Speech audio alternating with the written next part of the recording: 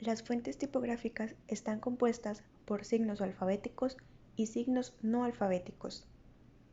Los signos alfabéticos se refieren a las mayúsculas y minúsculas con y sin tilde, mientras que los signos no alfabéticos se refieren a los números, signos de puntuación y comerciales. Una familia tipográfica se compone de varias fuentes que mantienen en su estructura algunas similitudes. Por ejemplo, las tipografías con serifa pertenecen a una familia, mientras que las que no tienen serifa forman parte de otra familia tipográfica. Las tipografías romanas o con serifas son las que muestran rastros de la escritura manual, esto evidenciado en sus serifas. Las fuentes romanas son regulares y presentan un fuerte contraste entre los elementos rectos y curvos. Esto las hace altamente legibles y aportan sentimientos de tranquilidad, autoridad y firmeza. Las tipografías romanas son la familia más grande y de las más usadas. Antiguas, aparecieron a finales del siglo XVI. Fueron hechas en base a los grabados de grifo de Aldo Manuiso. Se caracterizan por su espesor desigual y por la forma triangular y cóncava del remate. Entre ellas destacan las fuentes Times New Roman, Garamond, Century y Gaudí. Transición. Estas aparecen en el siglo XVIII y muestran la transición entre los tipos romanos, antiguos y modernos. Estos dejan los remates triangulares y los hacen circulares, dando así una gran variedad entre trazos. Esta evolución se vio en el siglo XVII y XVIII. Algunos ejemplos son las fuentes Baskerville y Caledona. Modernas. Son derivadas de las antiguas y tienen caracteres rectos y están muy contrastadas. Aparecieron a mediados del siglo XVIII. Estas reflejan las mejoras de la imprenta y resultan imponentes en cuerpos grandes, pero tienen cierta falta de legibilidad al romperse los ojos del carácter, ya que son cuerpos pequeños y en bloques de texto corridos. Algunos ejemplos son Fimin, Didot, Bodeni, Fenice y Modern Number 20. Mecanos son un grupo aislado, no guarda semejanza constructiva con el resto de las letras romanas, excepto por el remate. Entre sus fuentes se encuentran Lubadin y Stumi.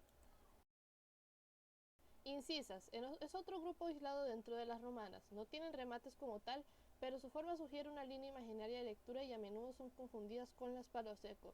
Estos tipos son muy difíciles de digitalizar debido a su forma, pero son bastante legibles. Algunos son Alinea, Volta, Lubadin y Stimi. Familia palo seco, también denominadas góticas, egipcias, sans serif o grotescas, se dividen en dos grupos principales. En la transición tipográfica, las romanas fueron virando hacia la pérdida del remate. Es ahí donde encontramos a las tipografías sin remate o palo seco. Si tuviésemos una definición adecuada para las palo seco, esta podría ser la antítesis de las romanas, ya que presentan un carácter aséptico y funcional, buscando pasar desapercibidas en la lectura.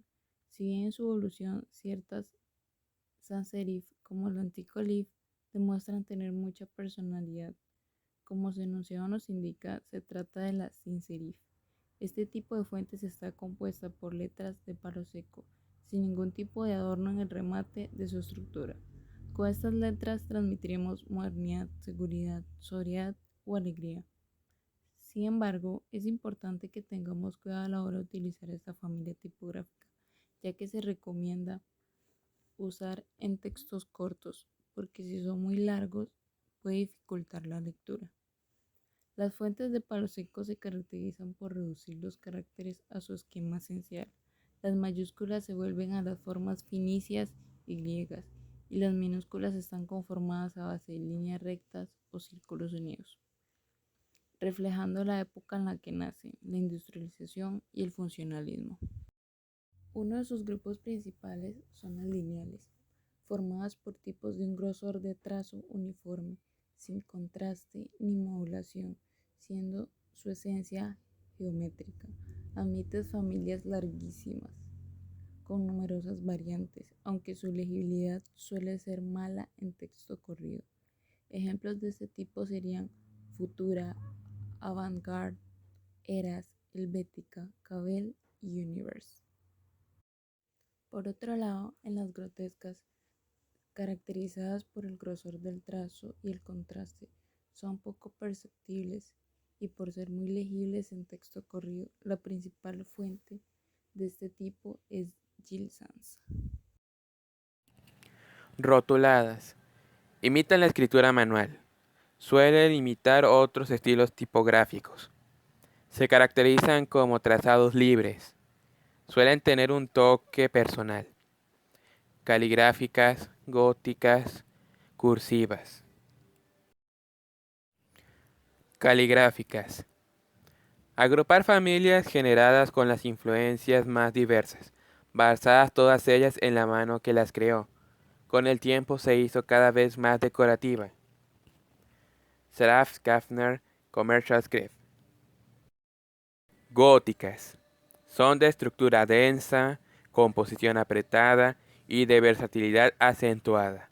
Manchan extraordinariamente la página. No existe conexión entre letras, lo que acentúa más su ilegibilidad. Old English, Wending Text. Cursivas.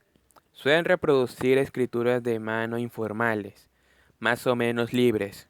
Estuvieron muy de moda en los años 50 y 60, y actualmente se detecta cierto resurgimiento.